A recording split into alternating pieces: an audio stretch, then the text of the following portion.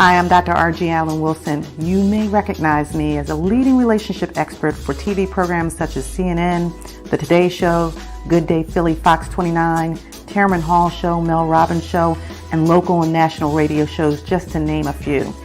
I want to invite you to a very awesome opportunity that will enhance your life. Having courageous conversations that connect is key for a healthy relationship with ourselves and others.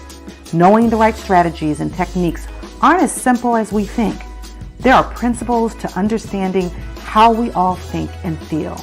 Right now, you can join in my free quarantine talks to learn what others spend thousands of dollars in therapy to know.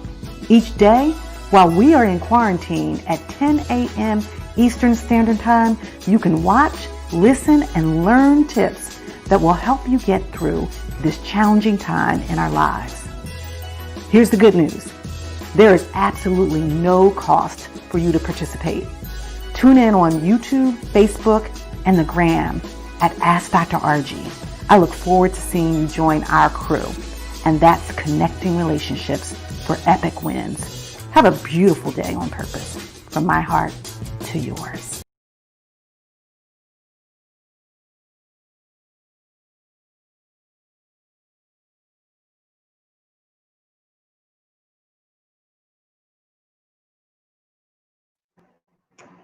And this is Dr. RG here. Welcome to Courageous Conversations Connect Space, where we're having our quarantine talks. Welcome. Today is August 6th, 2020. This is the 20th week in quarantine, believe it or not, and this is our 66th episode. Oh my gosh, I can't believe it. Time is flying. So welcome, Nicole. Mama Stokes is on. Angie, Billy Joe, welcome to the show. Thank you for our IG family joining. Thank you for our Facebook family, as well as our YouTube family. Do me a favor. This is our community give back, right? And so we ask, this is all we ask, is that you share this video, that you tag a friend, that you call someone, text them, tell them that we're on this platform. This is our crew, connecting relationships for epic wins. So if you haven't done that already, go on over to our YouTube page. It's Ask Dr. RG, AskDrArgie. Hit the subscribe button, subscribe to the YouTube page, hit the notification bell so you know what's going on with us. We are all gathered here every Monday, Wednesday, and Thursday at 10 a.m. for our quarantine talks. So welcome and thanks for joining. Hey, Deborah, thanks for joining as well. Boy, do we have a great show for you. So listen, I am going to introduce our guest to you when we come back. In the meantime, we're going to take a quick break from our sponsors, and then while we're doing that, you all know what the deal is. I want you to think about who you're breathing for and breathing with. And as soon as we come back, we're going to introduce our guests and we're going to get into our breathing exercises. And then we're going to jump right into the conversation. So stay with us.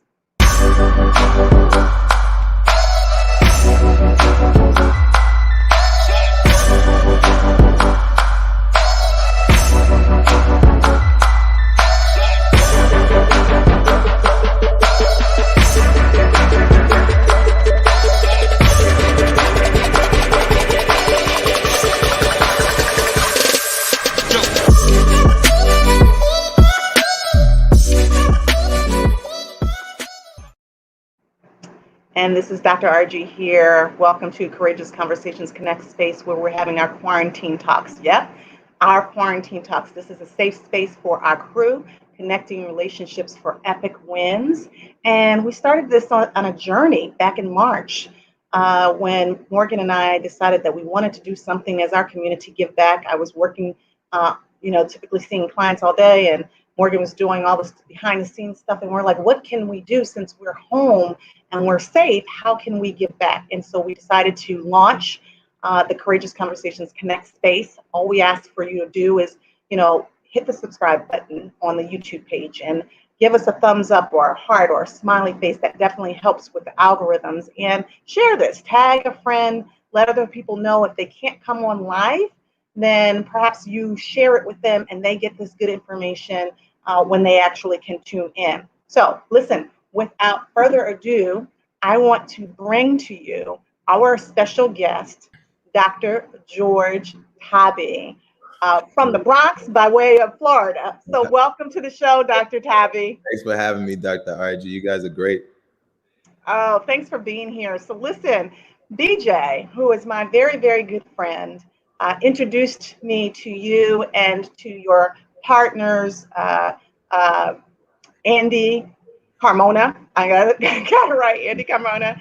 And then you're also partnered with Florida and Ace, and you've got some really good people in your network in order to forge ahead with the vision that you've had. So we're going to get all into what you're doing in terms of your wellness clinic that's on the road. You're hitting the streets to help people in our communities with, testing for antibodies, as well as your CBD product, as well as information. And so we're going to get right into all of that. In the meantime, though, as we begin this conversation, we start, Dr. Tabi, with our breathing exercise. So I asked our crew, and we've got Angie and Billy Joe on, we've got Deborah on, we've got Mama Stokes on, we've got our IG family and our Facebook family and our YouTube family. Who are you breathing for and with as we move into our breathing exercises? Typically, our routine is to kind of get relaxed. We start breathing in. We do it 5 times. We hold it for 8 seconds in honor of George Floyd, who had a knee on his neck for 8 minutes and 46 seconds. And then longer after the last breath took his body, left from his body. So we hold it for 8 seconds and then we breathe out again. So I want you to share with us who you might want to breathe for today. Well, that's a great initiative. That's a great gesture. I'm actually today going to breathe for our communities that are most affected. I think I don't have a particular individual because we're all dealing with either, the complications of the issues that we've seen, on our televisions and our social media platforms, or we're dealing with it directly. So I'm just going to do this for the community. For the community, awesome. And I am breathing for the young people, the children who are both protesting, as well as the young people who are dying on the streets due to gun violence. Philadelphia's, as well as some of the other urban cities, are at an all-time high with gun violence, and children are being killed. So I'm breathing for them and their families. And peace, breathing for peace. So for those of you who are in the chat, share who you're breathing for and who you're breathing with. We go into this about 10-10, if you will, and I give the instructions. So I ask people to either put their middle finger to their thumb or their hands over one hand over the other on their laps or to their sides. I ask people to kind of shake it off and kind of get a little relaxed if they can. Back tap, shake those shoulders, get a little relaxed if you can in this morning, because we do this throughout the day as I'm asking people to kind of breathe oxygen. As a family practitioner, that oxygen has to go through your body. So we're breathing in oxygen, we're breathing out carbon dioxide, but we're also breathing in through our nose and out through our mouth. And as we do that, we are breathing in hope and peace and love and serenity and calm. Because when we're not calm and the anxiety goes up, so does the carbon, so does the adrenaline, right? And all the negative, toxic emotions, if you will. And we're breathing out worry and fear and frustration and anger and disappointment, all those negative things. Deborah says she's breathing for children who are returning to school. We're going to talk about that as well, because I know that you are in the community, in the streets, so you're seeing a whole lot. Okay, so at the sound of my voice, I'm going to ask people when I count to 3, we're going to breathe in through our nose, hold it for 8 seconds, and out through our mouth. We're going to do that 5 times, right? Okay.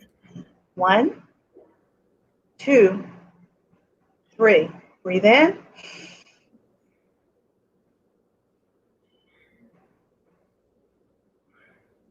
And out. Breathe in.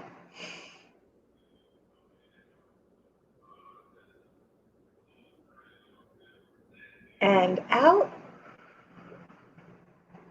Breathe in.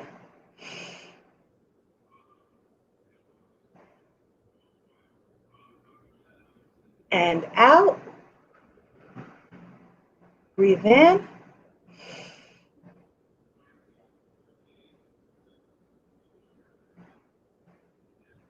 and out. One last time, make it count, crew. Breathe in.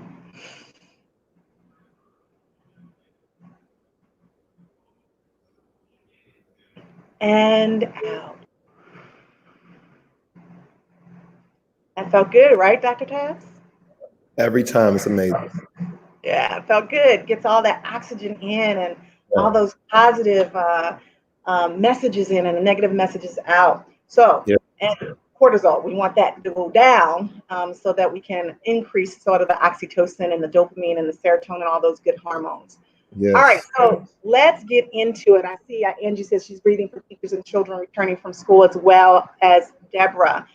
So, Dr. Tabbs, so let's just get right into this conversation. One of the things that I've learned thus far from actually meeting you is that you have a love for children and people in the community. And when we first talked, we were just rolling, we were vibing, right? You know, we were, everybody else, it was almost as if like everybody had left the room, even though we were in Zoom, right? The Zoom room, and we were just flowing. And so can you share how you came up with this vision of the Dr. Tabbs, the Ask Dr. Tabbs Wellness mobile clinic, and how you ended up partnering with Andy Carmona and also with Flo Rida? What was that connection about? I know it was organic, and where are you now with your project? So, Andy, just thinking about my partners, just to start off, and just, the initiative that we took, and, my process, it's been a great one. I mean, I've always loved kids. I've always loved the community. I've always loved being where I'm from. So doing things from where I'm from and for people that are from the similar backgrounds of where I'm from was just natural to me. It's just that now I'm a physician. I'm in a position to do things, to help. So, I've been working in the urgent care, working in the emergency room, doing locums, which is like traveling doctors for places in need where there's doctors that are not available as much. Did that for my first few years out of residency back in 2015. And this year, obviously, what would happen with COVID-19, it just shifted my gears a bit. And I had a relationship with, Flo Rida for the last few years. Organically, we just came together to think of something that we could do to impact right now, be a part of right now. Volumes were getting low in the emergency rooms and the urgent care, and people weren't able to get tested. They were sent home to quarantine. That caused a lot of fear, a lot of anxiety. A lot of media was just giving information. People weren't knowing what was going on exactly and just stating what they heard. A lot of people were just stating what they heard.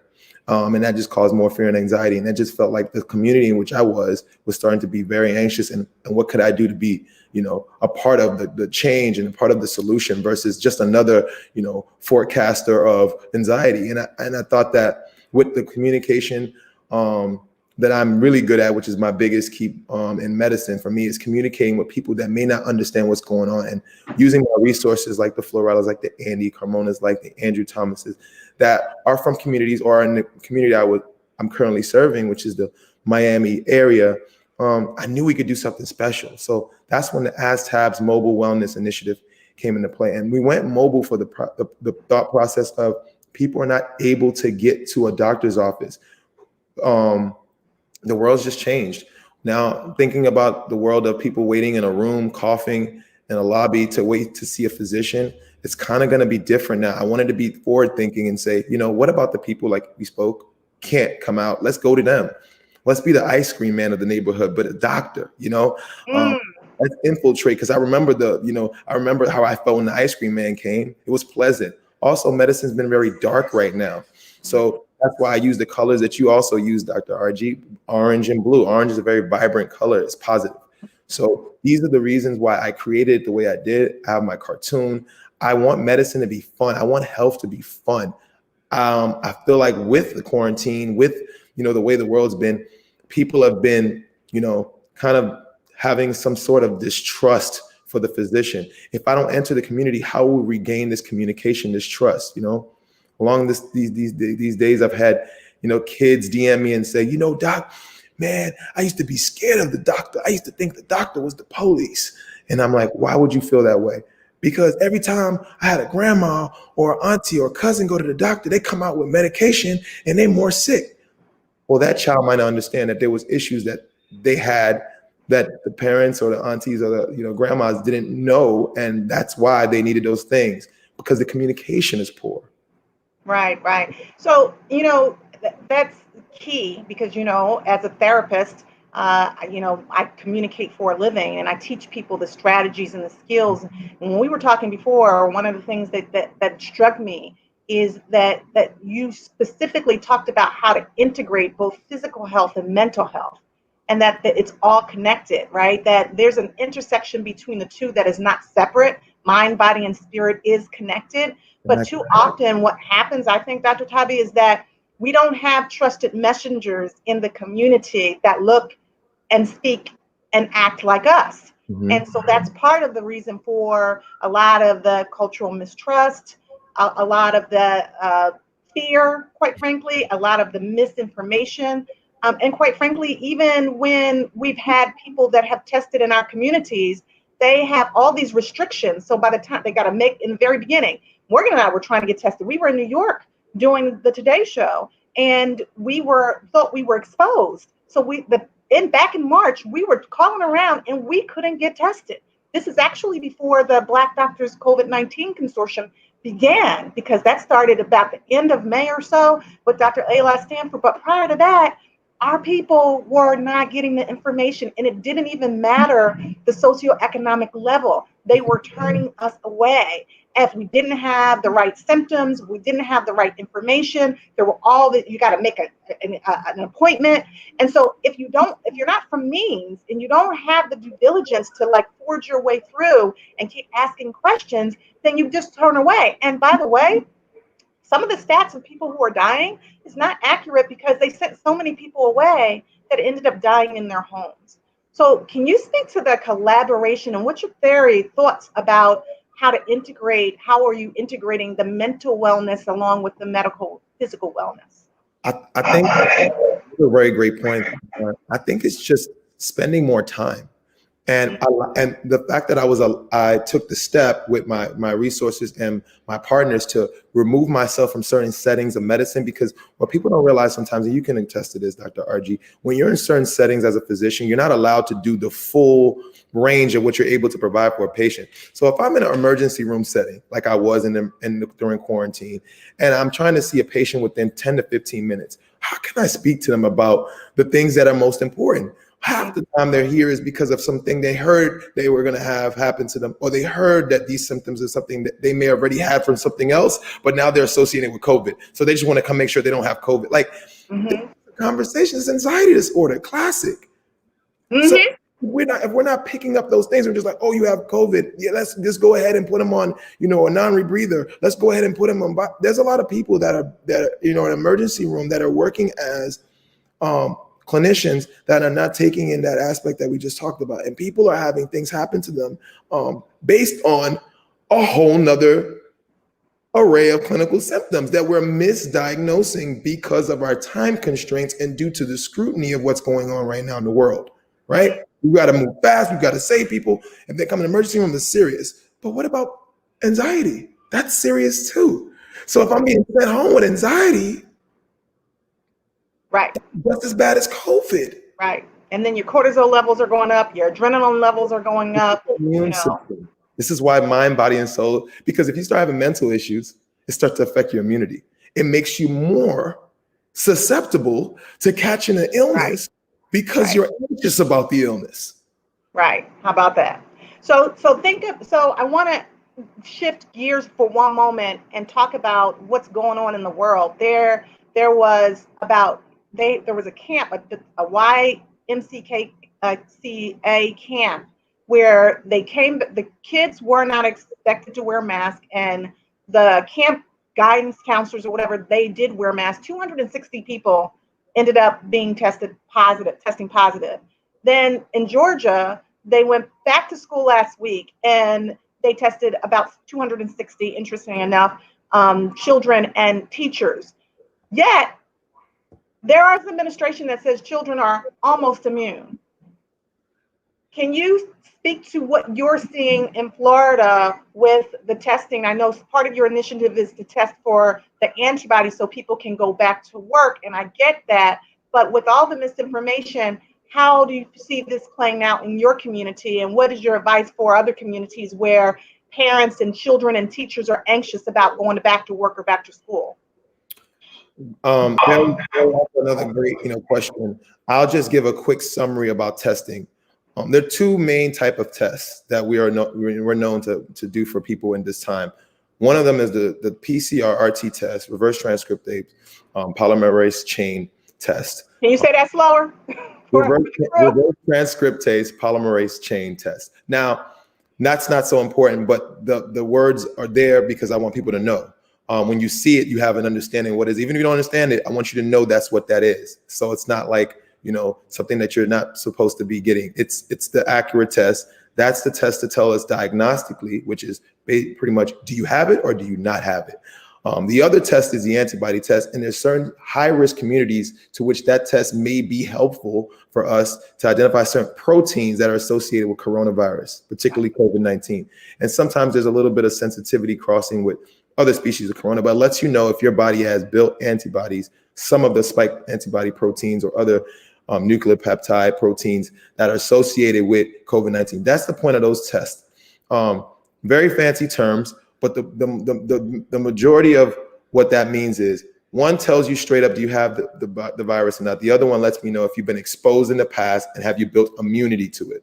Mm-hmm. Now, when it comes to the communities of kids and adults wearing masks in schools and camp, my thing is this: at this time, because of there's so much misinformation, just off that alone, I don't think kids should be going back to school. Not to the way it was in the past. Maybe we may find a way that we can organize as a unison, as a country, to make protocol for us to have kids go back to school. But I think the problem that we came into with COVID-19 is every state was allowed to make individual decisions. That was the first thing we made wrong. We need to make unison decisions as a country, move as one. A lot of countries that overcame COVID-19 is because they acted as one. And so there was one resolution, not waves of resolution. This state got better, that state got worse, this state got better, that state got worse. That's where the confusion comes. So we need to make unison decisions as a community and as a country. Mask, very important. Just off the nature of whatever propaganda people feel that there is, just think about it like this. I like to be clear, right? If I cover my mouth and I'm wearing a mask, the particles that are coming from my mouth, whether they're infected or not infected, will be blocked. To what degree? That's arguable. But the fact that this is going to give you more protection than this is not arguable. Yeah. You don't have to worry about propaganda or are they taking our rights? Because there's people that I've seen feel that way. The governor of Georgia, I believe, sued the mayor of Keisha Bottoms. Because he decided to mandate masks based on the response of the public and the crisis numbers going up. I mean, guys, we've got to work together. This is why the confusion between political arena and the medical arena is having a lot of problems, because then people start to diminish the word of the medical clinicians because politics goes further. Yeah, and so it's interesting because they've made this political, and it doesn't make sense to me, because in the very beginning they were saying, oh, you don't necessarily, I know it's a novel virus, so they're learning more and more about it, but in the very beginning they were like, don't wear masks. But something that was interesting that I heard on the news that really resonated with me in the very beginning of this coronavirus, and I was like most people, Dr. Tabs, I thought like that's over there in China. And when they were in quarantine, in my mind, I didn't really, maybe I didn't want to hear community spread. Like, so I created, as many people do, their own narrative. Oh, that's way over there. That's not going to get here, right? And I know better. But in my mind, I was like, that's not happening. And then I saw the ship. The ship was in the United States. And I was like, but that's on the ship. Remember the ship where people got coronavirus and they had to stay there or what have you? No, they were docking. Right. And they had to dock. And so then when they said you don't need to wear masks because they didn't know if they would have enough N95s or what have you, and they wanted to make sure all the essential workers had those masks, then it's a valid point, but then they said face coverings. But we've come to find out in some ways they may not be as helpful. They cover the face, but they don't necessarily block as much as they could if it was a proper mask, if you will. Right. But this was the key that I think I heard that it resonated with me, but I didn't particularly like it, which was that it didn't want people in other parts of the world to feel like America was sick.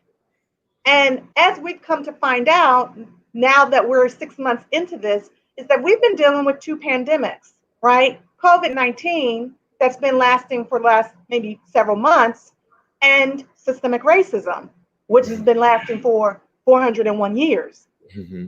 And so that fast forward pivot to everyone being home and in quarantine and watching the video of George Floyd and the horrific brutality of a police officer, or many, 4 or 5, that were supposed to serve and protect, but they actually harmed and killed and murdered, I think set us on a whole nother stratosphere. And our young people hit the streets. I want you to share about, one, what that meant to you as a Black man and as a family practitioner. What did you see in the streets in terms of people protesting? And also, what is your form of protest? How do you protest both the injustices of the Black and brown people dying at a higher rate disproportionately, and also what happens to any of us if we're Black and brown when we're just in our communities and we have a higher rate of dying or being assaulted? We can't walk, talk, bird watch, golf, drink coffee, or anything while Black these days. I mean, I know that's a loaded question. It's a loaded one, but it's much needed, right? So that's a good point you made about how do I protest? Because everybody, that's important. I see people even getting criticized for their style of, individually, expressing how they feel about the situation. I have friends that are actually in the streets hand in hand with, the attorneys that are fighting for the rights of African Americans. I have friends that are creating businesses right now in the midst of it that are supporting, fellow African American, Black, minority, Latino companies. They're building their own networks and communities that are supporting each other. And that's what they've been doing, but now they're advertising it and speaking about it more. And for me, my form of protest is I'm Black, right? Everybody can see that today. We can see that. So when I do business, right? When I do business, it's Black. I'm Black business. So what I want people to understand is be the role model you never had. Be the role model you never had. If you want to see Black business survive, if you want to see Black business flourish to the corporations that we've had in the past, if you want to see Latino business flourish, if you want to see whatever minority community you come from flourish in these times, then be the change you want to see for yourself. You must first be a part of that. Whether that's if you're in the streets, whether it's that you left your job to go create your food truck, if you went and created your hair salon, if you want to open up your corner store you've always wanted to do the things you want to do, because the people in your community will reflect that energy. Yeah. Now you've created a community of people just like you based on your initiative. And that's how the change starts, from the bottom up. It's not going to change from the top down. They already have what they have. They're already solidified. Right. The only way we can get there is by working on us. You see what me and Dr. RG are doing? We're putting ourselves together to create our businesses together, because we are what you see. We are Black business physicians. That's right. Black partnership and lifting each other up. The world has gotten pretty dark. Right. So the only way we shine is together. That's right. We're going to be dark. And I know it's hard. I know it's hard to see that, because sometimes what I always say is the worst part of racism is not the brutality. Nope, it's not the brutality. It's not the killings. It's the fact that a lot of us have been suppressed visually for so long that we cannot see past our feet. And there's no way that we can manifest an idea out of a dream. Right. So then you're talking about internalized racism. I have a professor, a very dear friend, Dr. Marlene Watson, wrote a book called Facing the Black Shadow. And in this book, she specifically talks about not external. Now she's writing a new one called Facing the White Shadow. But this book talks specifically about the years of oppression that we have faced, the externalized racism that has turned into internalized racism. And so now we hurt ourselves. But we got a question for you from Dr. Logan.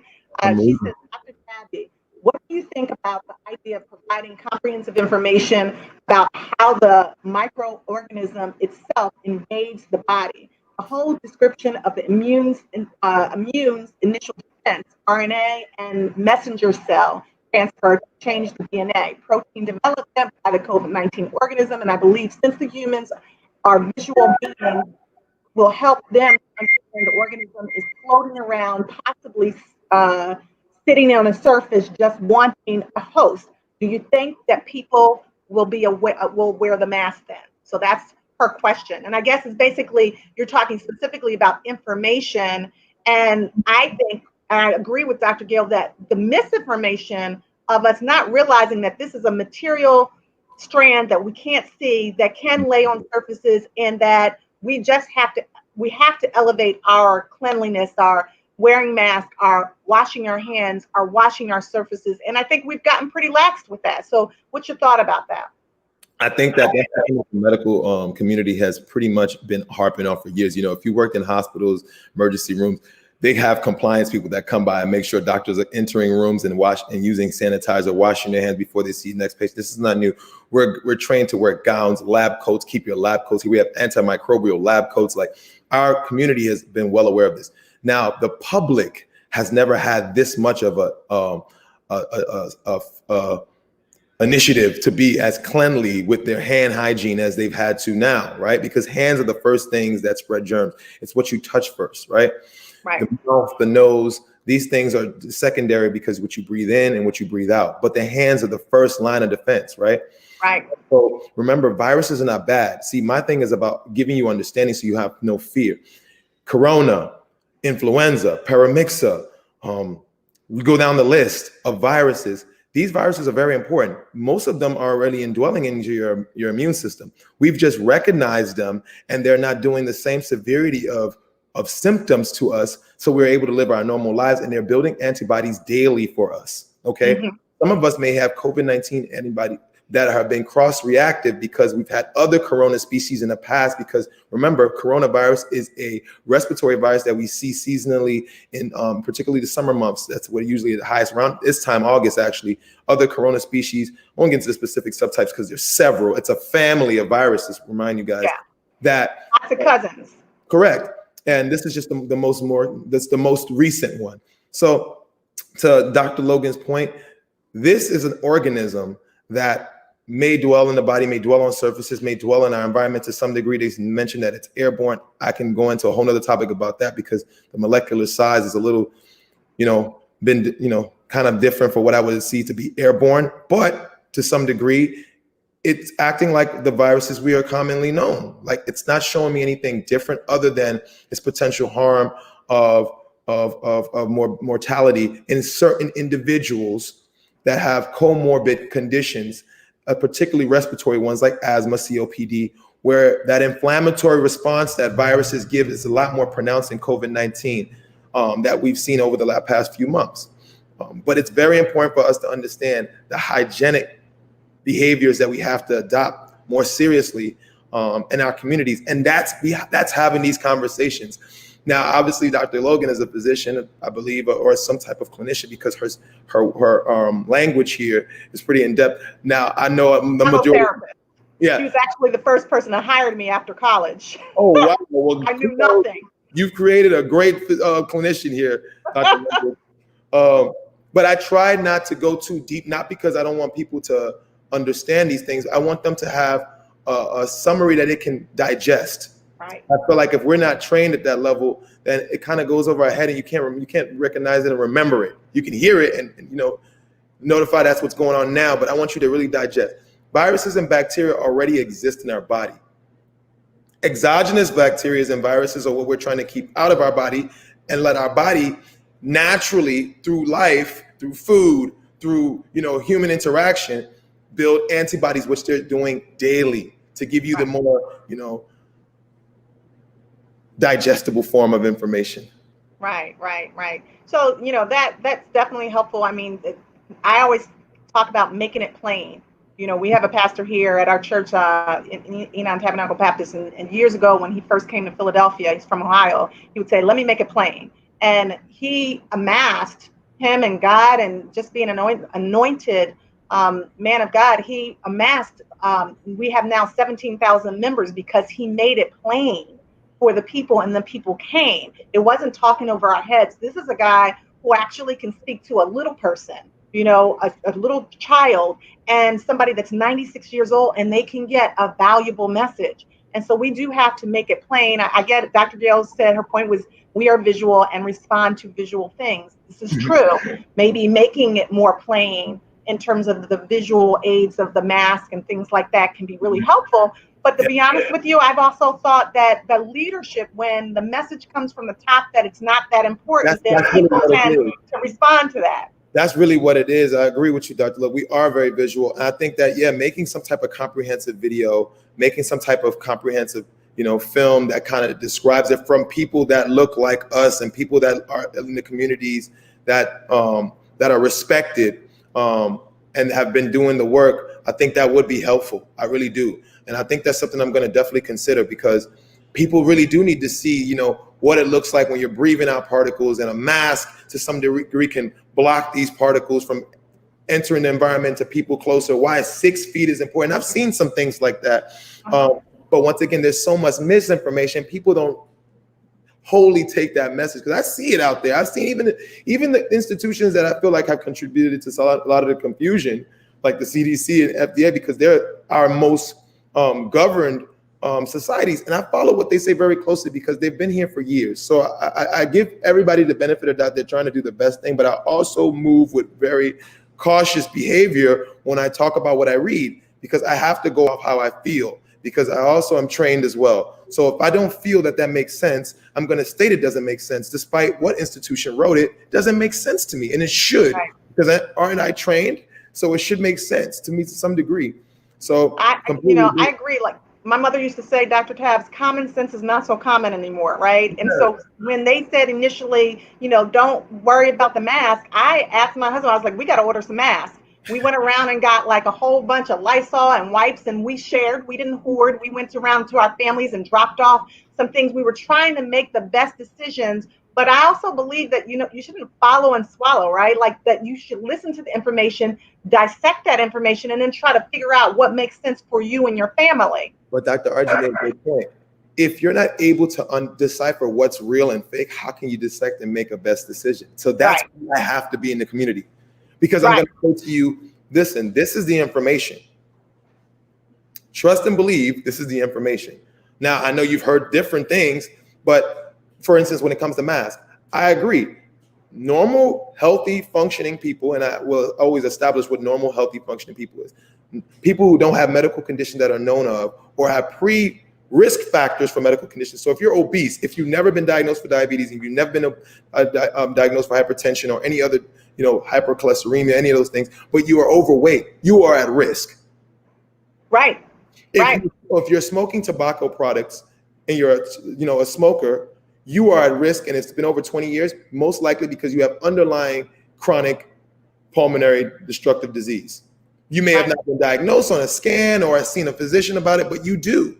So recognize if you have habits that are prerequisites to disease, you are at risk. If you're in communities which have a higher population of people that have prerequisites to disease, you at a higher risk. Right. I think, that speaks volumes, because I watched I was watching the news the other night, and there was a young man who was on his way to college, and his parents both passed away from COVID-19. And they asked him, did he know if they had pre-existing conditions and were they at risk? And here's what was interesting, Dr. Tabbs. He said no, but you could see in looking at the picture of these two persons who have passed away that they were obese. You could see it. So sometimes we have to be honest with ourselves. It's not dishonest. It's unaware. Like, it's truly being unaware. I'll give you an example. We've had a notion in our life that's been created in our communities based on physical bias, right? That person's slim. Oh, she in shape. Oh, he in shape. He's slim. Look at him. Slim doesn't mean healthy. Right. That's where the education comes in. Healthy. We've got to break that notion. Slim doesn't mean healthy. Right.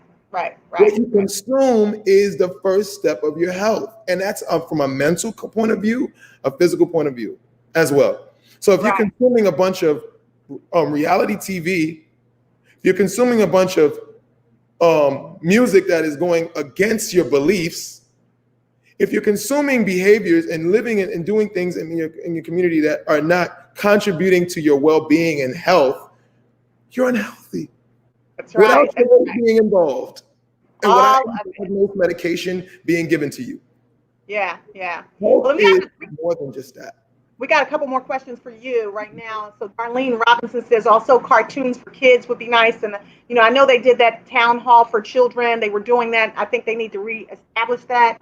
Kimberly Harry says there's so much information out there until I get confused sometimes as to what to believe, what to do, etc. I guess that sometimes suffer from information overload, which I think is a relevant statement, right?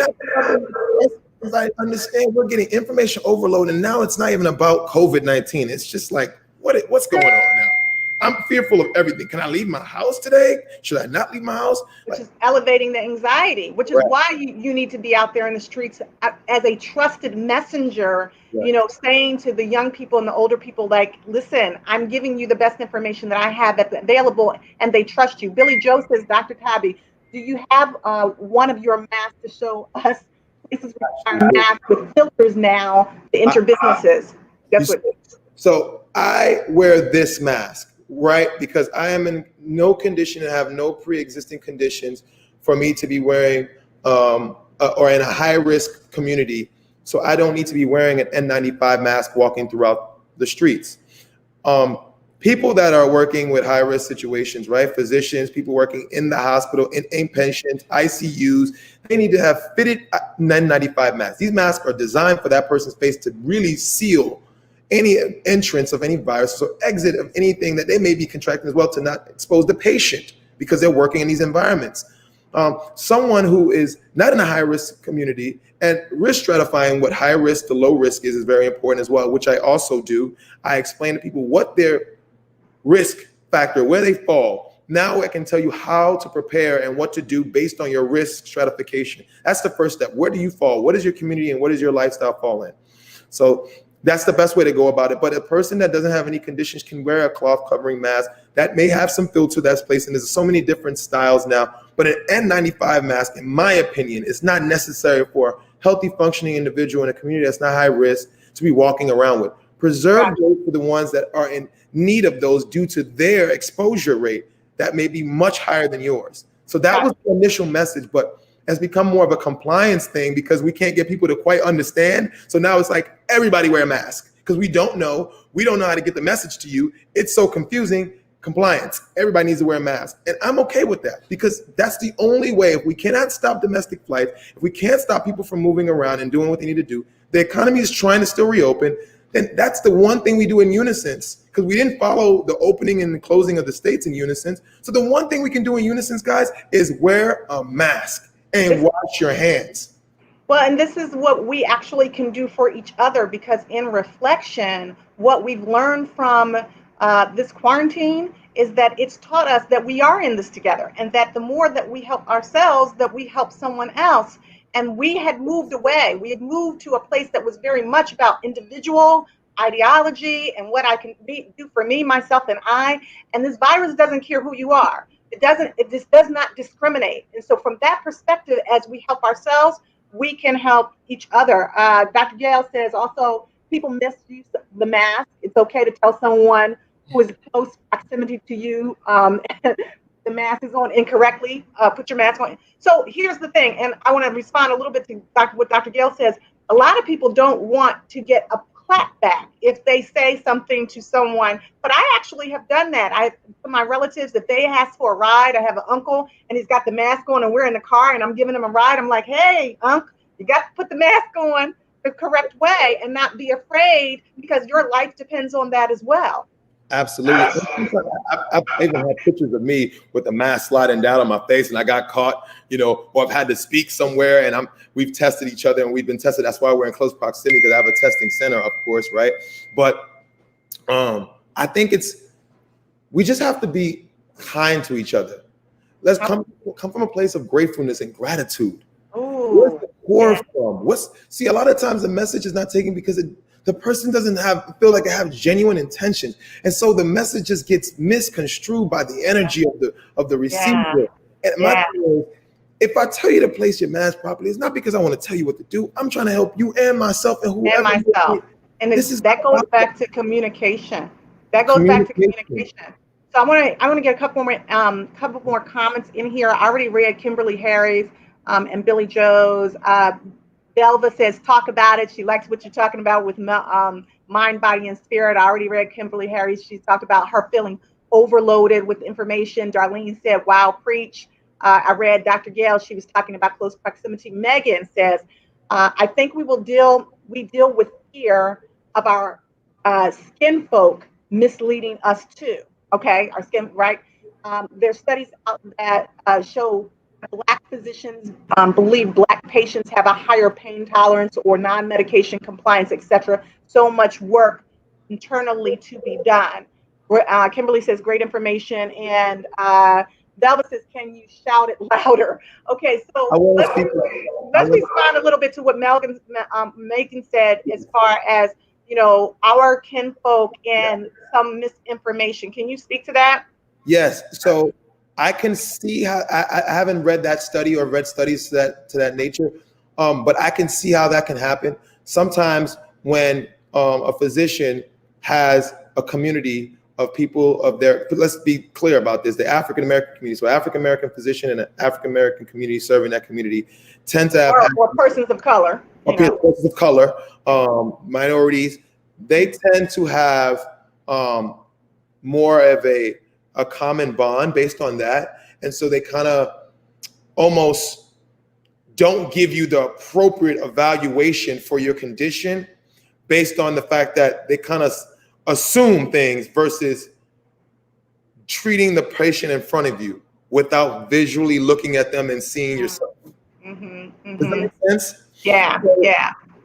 What I try to do is when I see a patient, I try to relate to the patient based on who they are as much as I can in that moment.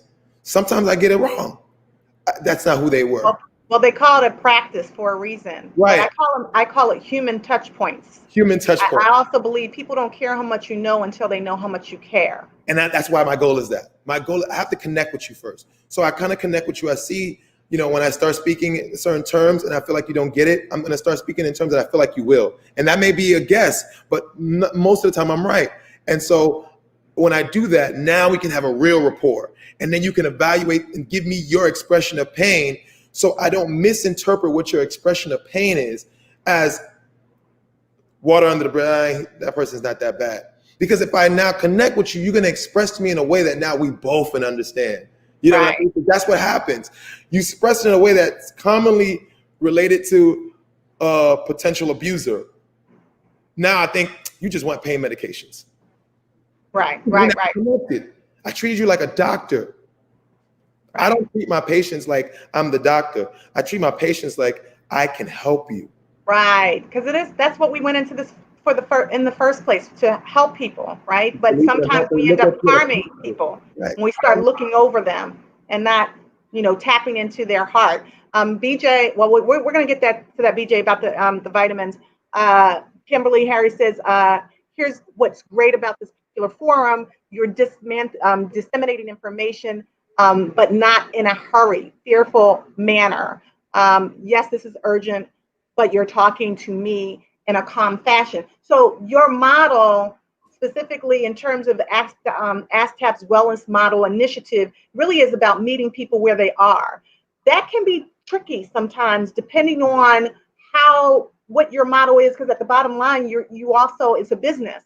So how do you gingerly take care of people, but still kind of move them along? And then Velva says, sometimes we don't give up the full story. So here's the full story for me. We're learning every day. When you don't claim to be perfect, when you dismantle this notion that it's not that I'm not a physician, I shouldn't be respected, but I'm a human and I want to be respected more for that.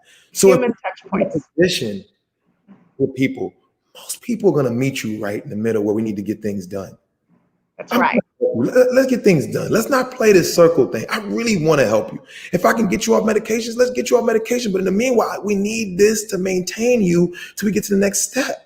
Right. It's not about, I want to keep you on medication, because we already have established a relationship that I'm trying to help you. So now the problem is we live in a very microwave world. People don't make relationships anymore.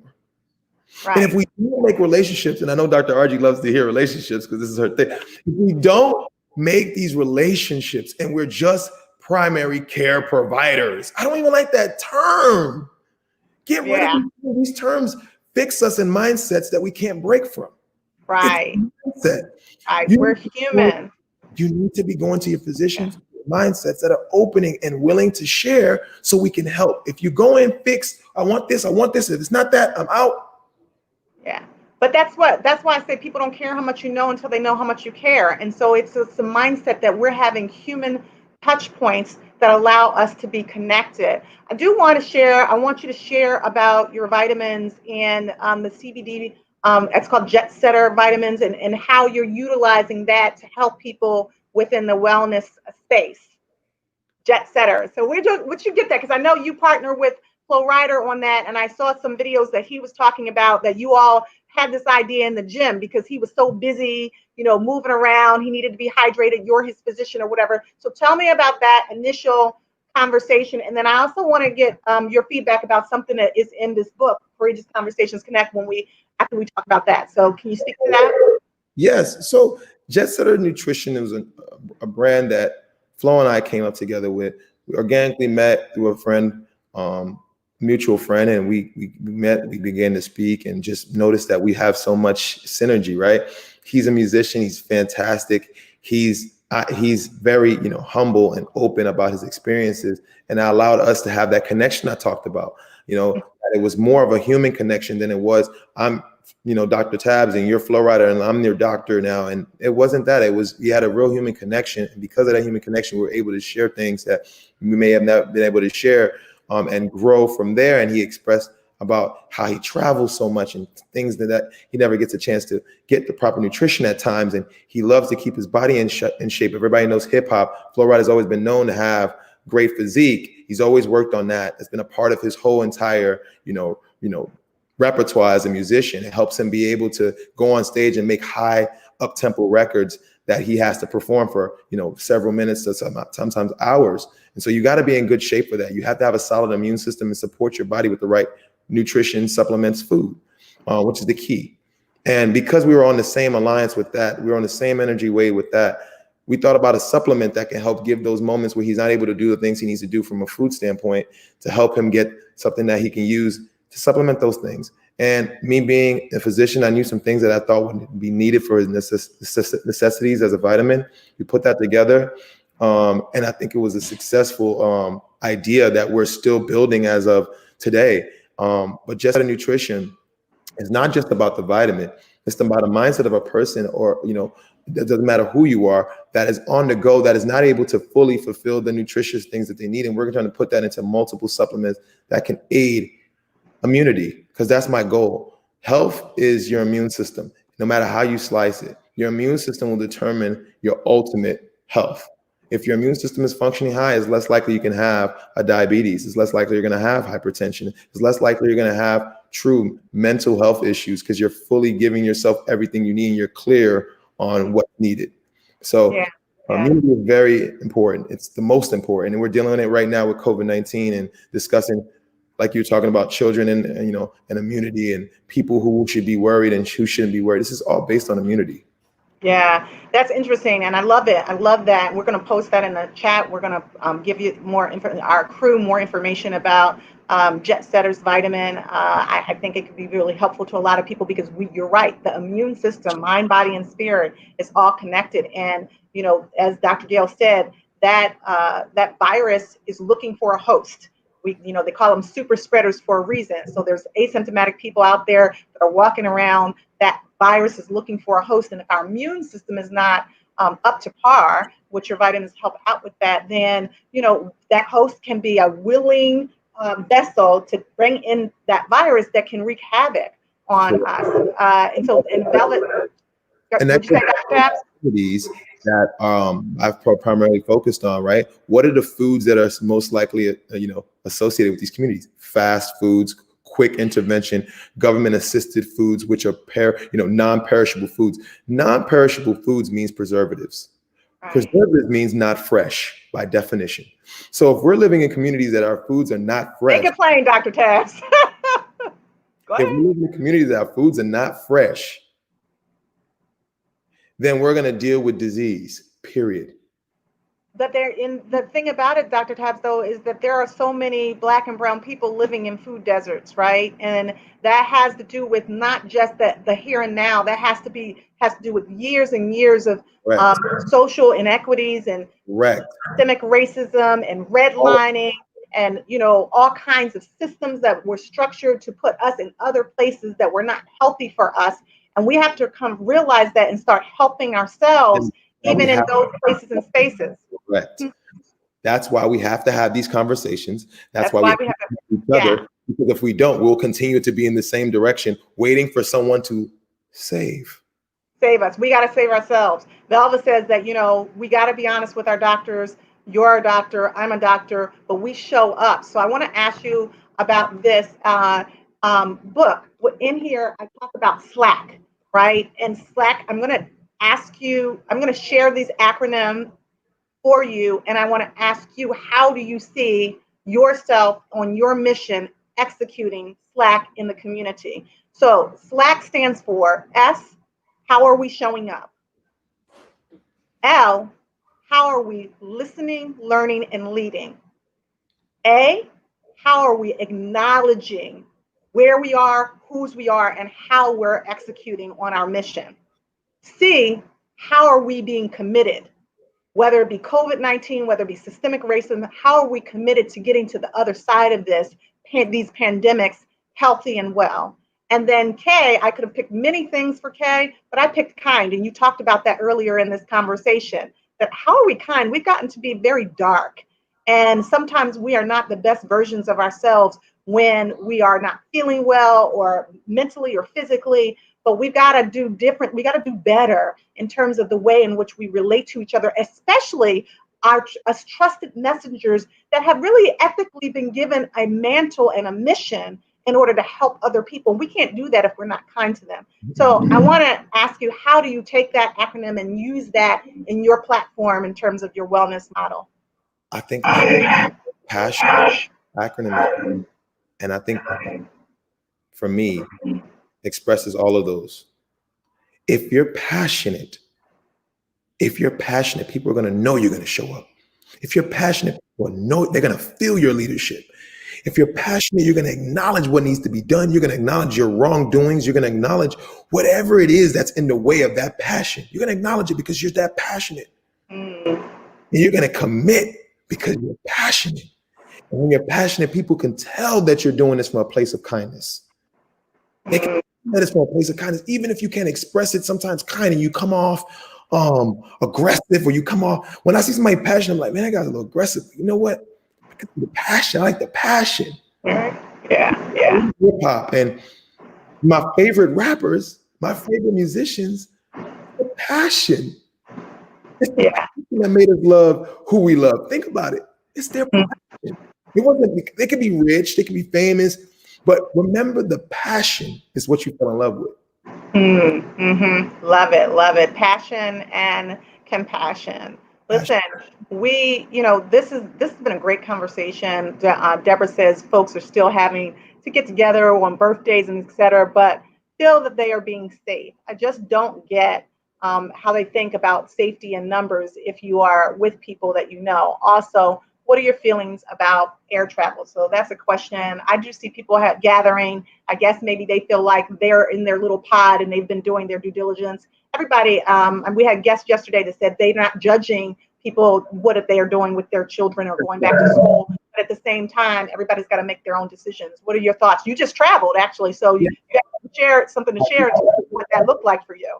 So the airports are very, very dry. There's not much going on. There's a lot of open seating. The airports have taken a lot of precautions. There's a lot of checkpoints when it comes to keeping hands clean, places to sanitize, things that are being shown and displayed for, social distancing. There's a lot of things to that nature being implemented. But here's the thing, guys. We had influenza each year. People weren't wearing masks and more people died. We had all kinds of viruses that come along and people weren't doing certain things. So a lot of people are still thinking, well, we didn't do this or we didn't do that. And I've been one of those people as well. And as in the medical society, like, hold on, I don't quite understand how they're moving. And that's because, like I said, the miscommunication makes everybody very judgmental. Let's go back to being kind, right? If we see somebody doing something that we're not thinking that that's the best way to be moving right now, more importantly, make sure that you're doing what's best for you. Because we're never going to be able to control what everybody else is doing, especially when there's not one unison rule made, once again. So this goes back to communication, and this goes going back to being kind. If you don't see somebody doing something completely obstructive to your life, there's no reason to be disrespectful or unkind to them. Just simply say, hey, man, be careful, travel safe, try to make sure you're mindful that this thing is real. That's all you can do for I don't have a disagreement with very small gatherings amongst family. Make sure everybody's tested. Make sure nobody's sick. Make sure everybody's doing the right things, because eventually the way the world is, especially our economy, especially our situation that we have in the United States, things kind of have to move the way it moves. This country is not designed to do the things in one unison. That's why we're experiencing these things. So it's going to be hard to really tell people not to do this, do that. Yeah. Make a decision for yourself and then be kind with what your commentary is with everybody else. And be a part of the reason why people do the better things. So give them the information.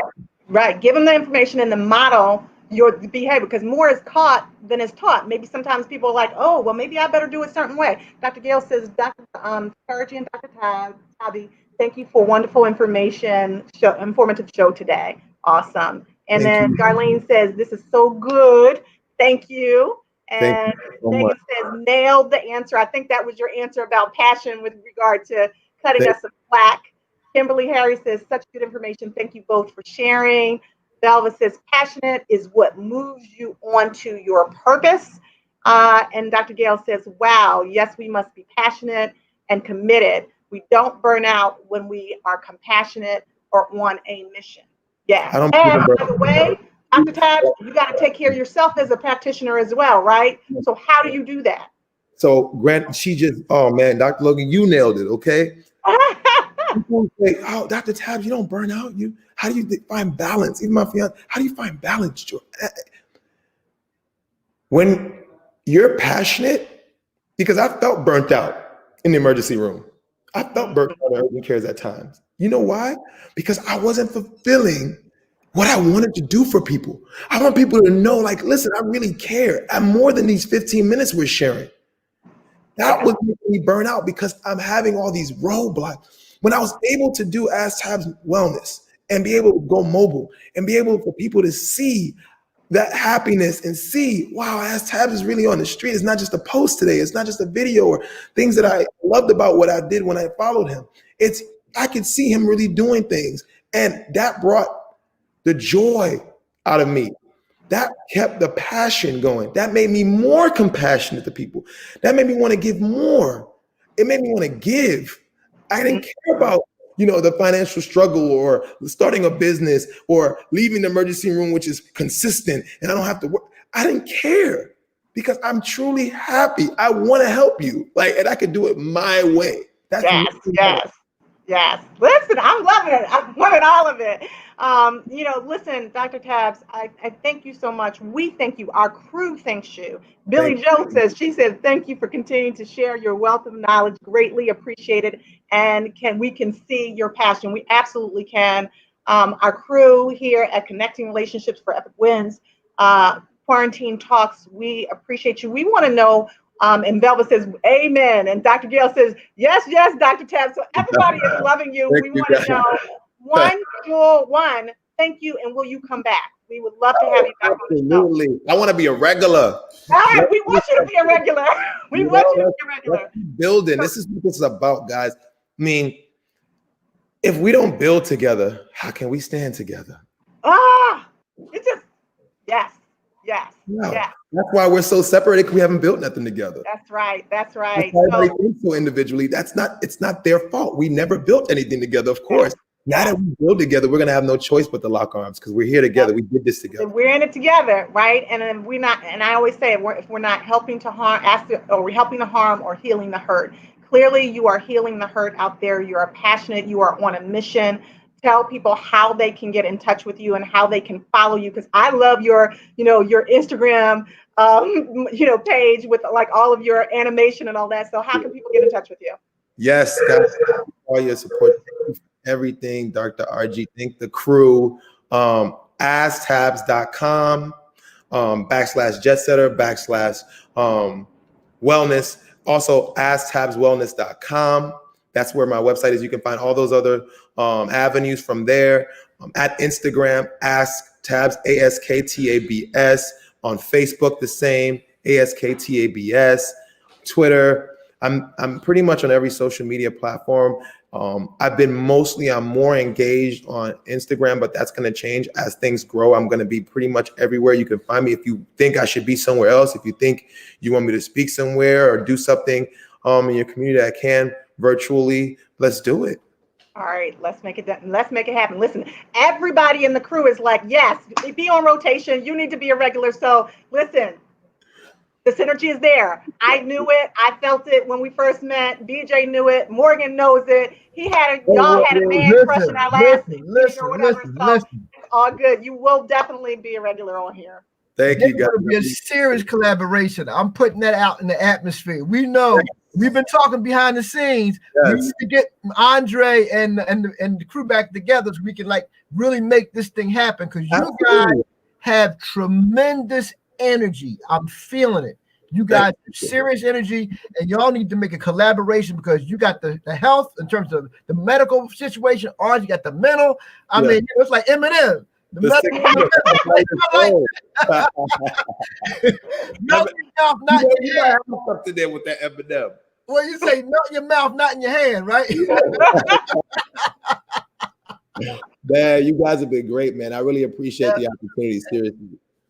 Awesome. So listen, we will talk offline, talk about the next time that you'll be coming on. We're going to be doing some partnership and some things. And in the meantime, continue to do all the wonderful work that you're doing. I know that God is going to continue to bless all of your mission because you are on a mission with passion to help the people. And that's what he wants us to do. So thank you so much. God bless. All right. Bless you too. Have a wonderful day. Take care. Bye-bye. All right, guys, listen, this has been wonderful. We're a little bit over time, so please forgive us. We're going to take a quick break and we're going to come right back and we're going to wrap up with what we learned and then we're going to check out. So stay with us. Hi, I'm Dr. RG Allen Wilson. You may recognize me as a leading relationship expert for TV programs such as CNN, The Today Show, Good Day Philly, Fox 29, Tairman Hall Show, Mel Robbins Show, and local and national radio shows, just to name a few. I want to invite you to a very awesome opportunity that will enhance your life. Having courageous conversations that connect is key for a healthy relationship with ourselves and others. Knowing the right strategies and techniques aren't as simple as we think. There are principles to understanding how we all think and feel. Right now, you can join in my free quarantine talks to learn what others spend thousands of dollars in therapy to know. Each day, while we are in quarantine at 10 a.m. Eastern Standard Time, you can watch, listen, and learn tips that will help you get through this challenging time in our lives. Here's the good news. There is absolutely no cost for you to participate. Tune in on YouTube, Facebook, and the Gram at Ask Dr. RG. I look forward to seeing you join our crew. And that's connecting relationships for epic wins. Have a beautiful day on purpose. From my heart to yours. Hey guys, so wasn't that awesome? Dr. Taz is off the chain, right? He is the bomb.com. So listen, he definitely will be a regular. Thank you so much for joining Courageous Conversations Connect Space Quarantine Talks. This has been your show on August 6, 2020. Gail was on. She said Morgan and RG can match the energy too. Absolutely. Velva's on. Deborah said, great show today.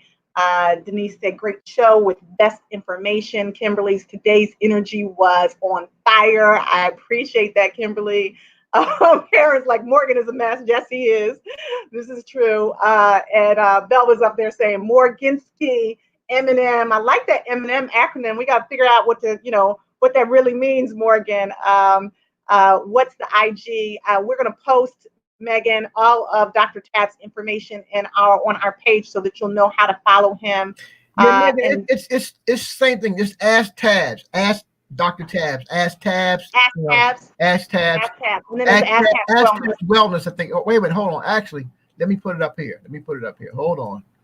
I got it. Here it is. Yeah. It's Ask Tabs Wellness. Just go just go there on IG or whatever, all social media platforms. If you type in Ask Tabs, it should be able to pop up pretty easily. All right. Yeah. All right. Awesome. Well, listen, babe, that was a great show.